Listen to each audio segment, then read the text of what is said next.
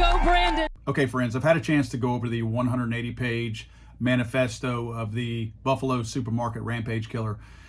And boy, a lot of boxes this guy checked off that will benefit all the things that the far left will now champion as being, we need to do this because of. Really fishy. And I want to put this out because Joe Biden, in his haste to take advantage of this situation, is going to Buffalo today to talk about this. He didn't go to Milwaukee. He didn't go to New York when the subway shooter did his thing, but yet he's going here. And when you see all the things I'm going to point out, you'll know why. Everything in this manifesto, it's like the White House wrote this. Everything in this manifesto are political progressive things that they want. Let's get started. This guy wrote his manifesto in a question and answer type scenario, but he is asking all the questions and he is answering all of his own questions. Where did you get your current beliefs? Mostly from the internet. We've been talking about the Elon Musk thing, about how before Elon Musk was everybody's friend because he was making green cars, electric energy cars. Now when he says he wants to buy Twitter and start allowing free speech, the wackos on the left who control Twitter and who are very biased and control all of and throttle back the conservative reach of Twitter, now their hair's on fire. So suddenly we need to now censor online content. Really weird how fast this all took place. Censoring online content was never a thing. Now all of a sudden it's a hot topic. And this guy actually puts this in here that he was pretty much radicalized from the internet. So now we're going to see this cry and this push to now throttle back and try to control and contain any kind of speech, that free speech, that people don't agree with. What's the new organization that the Biden administration has put out, the misinformation police or whatever the heck they call it? Those people now are going to be looking at things they don't agree with. And make no mistake, both parties are going to abuse this, but they're going to be looking at things that they don't agree with, and they're going to throttle that back, censor it, and try to take that down. And again, you have to remember, progressives, that it's possible that you're going to get a Republican in the White House, and he will abuse this just like Joe Biden will abuse it. So, you have to really understand that even though most of these guys all play on the same team, there are things that can happen that work against what your goals are. And again, by putting this in there about the internet, this is something right there. They're going to say, oh, well, see, this guy was radicalized on the internet. We now have to control the content on the internet. Did you carry out the attack for fame? I carried this attack out so I can influence others. Again, this is going to be, see, this guy said that this would, not only was he radicalized, but his intention was to radicalize other people with this type of content and this type of rhetoric that I'm talking about. So now they're going to say, look, maybe we could have stopped him and we can stop people in the future because now they won't be able to read and see the things that this guy's looking at. Now, make no mistake, we're already seeing some of this because this writing, this 180-page manifesto, if you want to call it that, from this rampage killer was very hard to find. I know it's out there in a lot of places, but it's not easy to find. You have to dig for it and you have to get active links. So we're already seeing a little bit of this happening now. He goes on to say, over what time span did you plan the attack?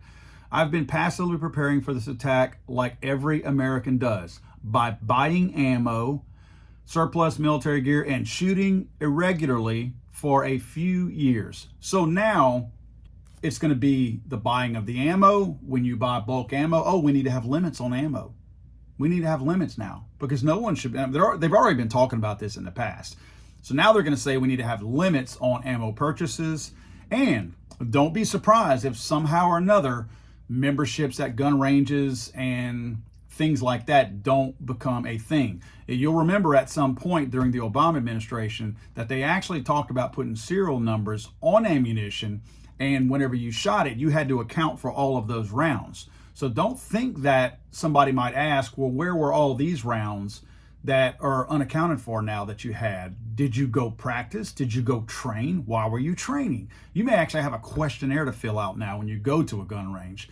Again, all these things have been talked about before. I'm not making these up. Was the attack anti-immigration in origin. Yes, beyond all doubt. Anti-immigration, anti-ethnic replacement, and anti-cultural replacement. Because of the crisis the Biden administration has created on our southern border, they are looking for every possible way to say that what they're doing is right, is working, and to try to do everything they can to deflect away from the true crisis of the millions of people that they're allowing to come in illegally on our southern border. This is a way to guilt people that are already turning against them. I'm talking about progressive people who voted for Joe Biden are turning against him because they see how he's depleting the safety, the resources, everything in this country, and just ruining the economy and everything else that they can possibly ruin by touching it. Now this is their way of saying, oh, so you're anti-immigration now, like the Buffalo killer was? This is a guilt tactic to try to make you stop talking about the crisis on the southern border. Are you a white supremacist? Yes, I would call myself a white supremacist. Well, of course. I mean, this is something that, again, they know that a lot of conservative people, and which is stupid because a lot of liberal people are white also, but a lot of conservative people are white, and a lot of males. I mean, so if you look at statistics, you're going to see those numbers. This is not me making this up. So this is a way to, again, guilt people who would normally vote against the Biden administration and the progressives in general, and make them think that they are bad. So quiet down, don't say anything. You're white, so you're bad. So you don't have a voice in any of this. Were you taught violence and extremism by video games, music, literature, cinema? No, only truth calls me to seek violence. This is a way for them to clear that slate that you hear every now and then. And I don't propose this ever, but where they talk about movies and video games and music influencing people. Remember, the Hollywood wackos, the pedophiles, and all those people out on the West Coast, and of course on the East Coast in some cases too, those are the ones right there that they're trying to protect right here. They're trying to make sure that they're not dragged into any blame, any fault being taken or given in any kind of way. So this is put in there. Now, again, was he trying to relieve these people? Was this guy an ally of the wackos on the left that are in the entertainment industry? This looks very suspicious that this is put in here. I don't understand why this point was even put in there. Did you always hold these views? When I was 12, I was deep into communism ideology. Now, this is interesting to me. I circled these two right here. If you notice, he's talking about when he was 12, he was a communist essentially. Now look right below that. Were your beliefs given to you by your family, friends, society, etc.? No. Politics was never discussed in my family or old friend groups. So who made him a communist? Was it TV? Was it the things we just talked about? Was it the video games? Was it the cinema? You can believe that, yeah, maybe it could have been some of that. Doubtful, because movies don't influence most people, and I don't think Hollywood has the influence that they want to think they do. However, the school system. The school system, clearly, if politics was not discussed in his family, and at 12 he considered himself a communist, then clearly he was taught at school. Because at that point, he'd been in school for, 7 years? So, yeah, now we're seeing where one of our other problems that I think most of us will acknowledge, I don't care what political side you're on, the school system is a sham, shouldn't even be out there, it's not constitutional. The Department of Education is not a constitutional mandated or even approved thing. So this is quite obvious that our school system is turning our people, at least in the state of New York, into little commies. This one is really weird. Are you a Fed, shill, Mossad agent, false flag, patsy, imposter, Antifa, three-letter agent, glow so bright, etc., which etc. is wrong. He uses that incorrectly throughout this thing. For a manifesto, supposedly, that is so well written as this one is, to use the ECT. There are other countries that use ECT. I just want to point that out quick. Throughout this entire thing, ECT is used in place of ETC for etc. throughout this entire thing. Again, from a supposedly highly educated person. But he says, no, I don't think so. Who knows? Maybe it's the 2 shots of COVID vaccine juice going through my bloodstream that's really making me do this. Again, these are all the checklist things that the progressives, the far left, want you to see. They want you to see this person as ultimately bad. Everything he did was bad. Everything he did was wrong. And if you have any similar beliefs, then you're wrong too. He's actually saying that the COVID vaccine could be one of the reasons that made him crazy. So that's going to make everyone else that speaks out against the vaccines they're going to try to make you side with this guy somehow, indirectly. You have similar beliefs as the Buffalo Rampage Killer because you're anti-vaccine, just like this guy was. More on the trying to limit free speech online. They go pretty deep into this right here in this next one. Was there a particular event or reason you decided to commit to a violent attack? Again, this is this Rampage Killer asking himself questions, and then he's answering those questions in his supposed manifesto. Talks about how I started browsing.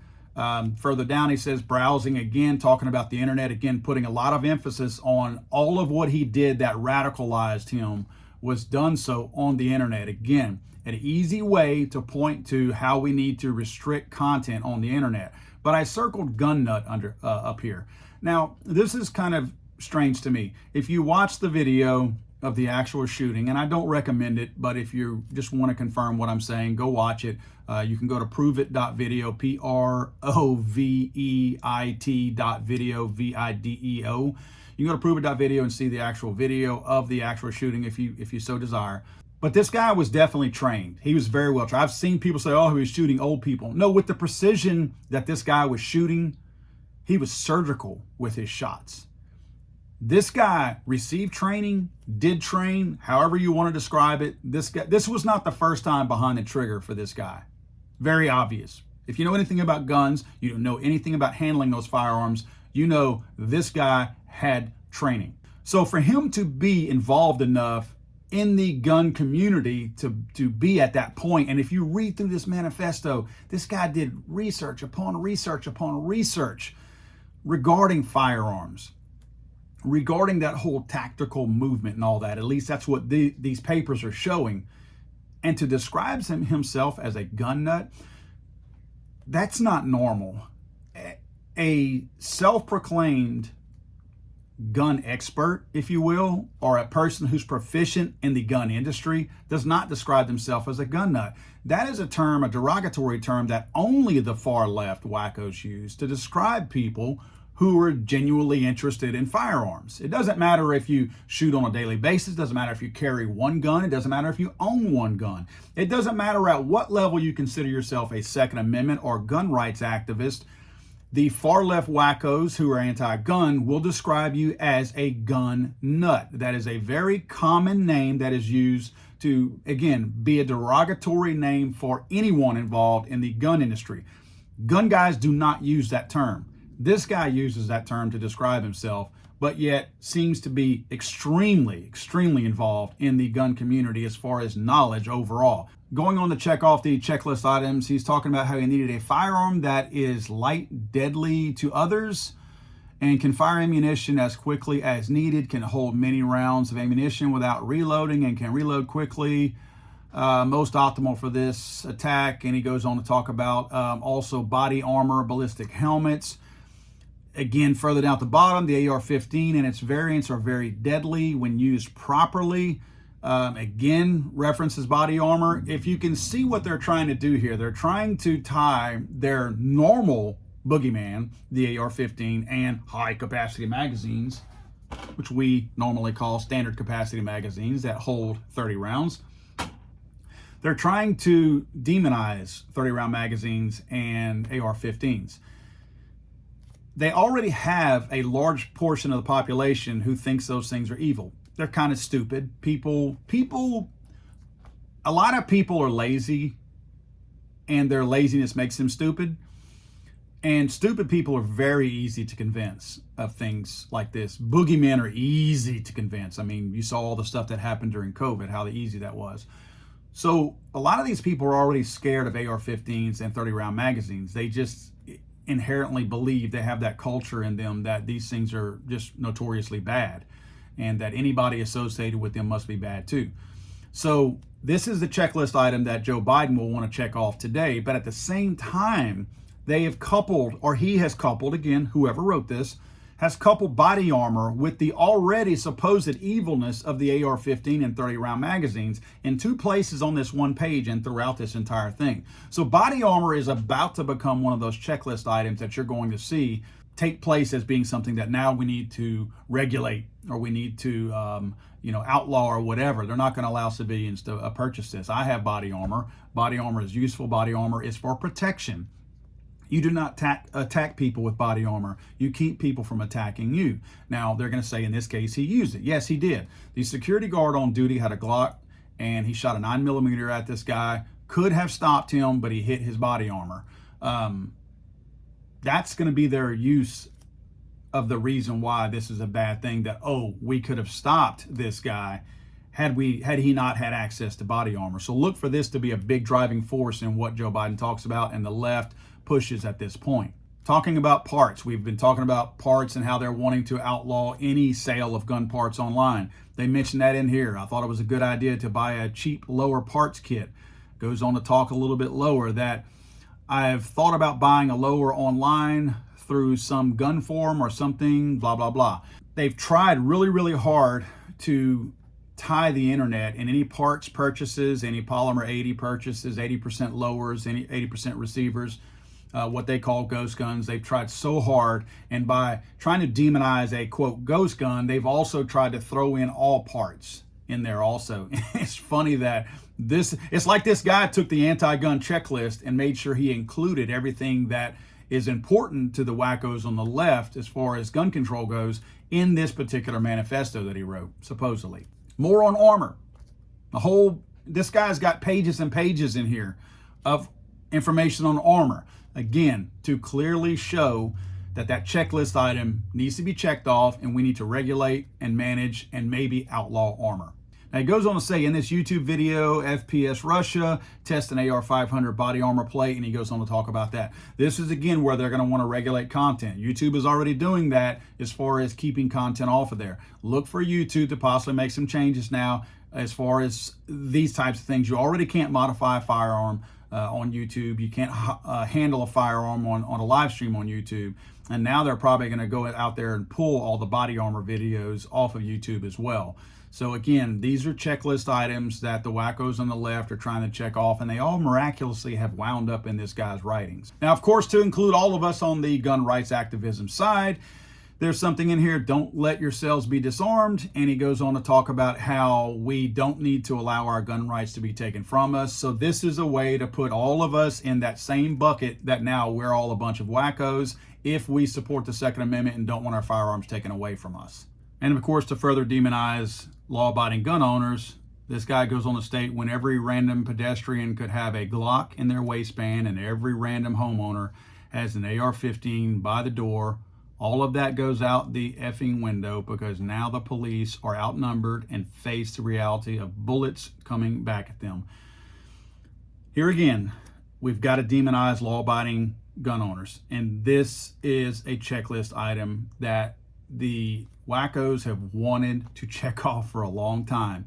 And again, not saying any of this in here means anything or matters, but the fact that it's documented is going to make the left, give them an opportunity to say you are aligned with the Buffalo rampage killer. Anytime you push for anything that people ought to be able to carry, like this guy says a Glock or an AR-15, they're going to say, so just like the Buffalo rampage killer thought, you think just like they do. So they're going to, by association, make you look like you're aligned directly with this guy and his wacko views.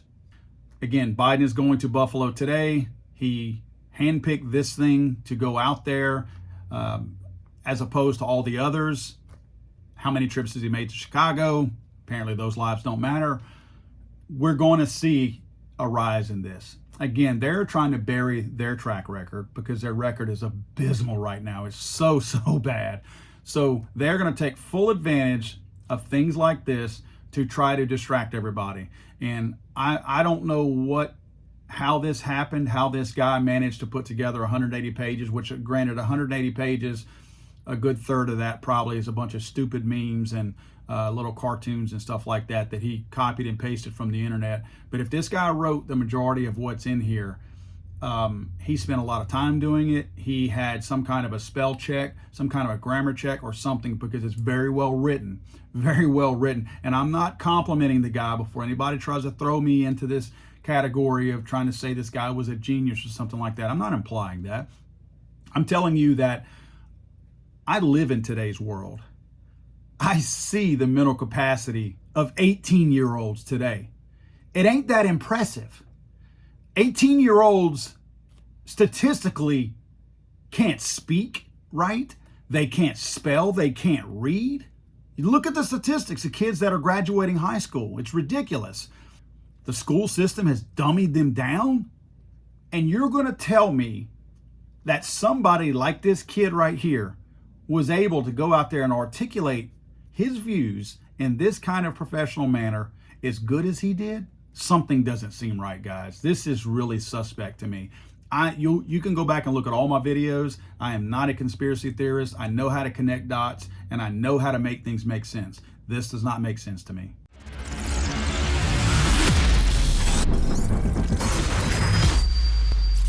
Let's go, Brandon.